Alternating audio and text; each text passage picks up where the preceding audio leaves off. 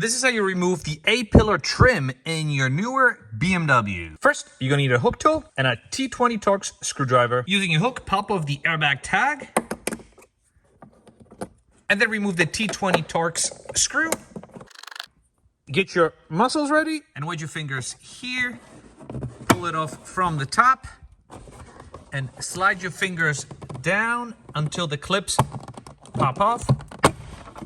Don't be afraid, you will not break anything. And after the clips have popped off, simply pull it, and it's off. And for reference, this is the T20 that was up here. These are the two clips that you had to pry off, which is why you cannot be afraid to apply pressure, not towards the driver, but away from the A-pillar towards the center of the car. If you have any questions or comments, leave them down below. Thanks for watching.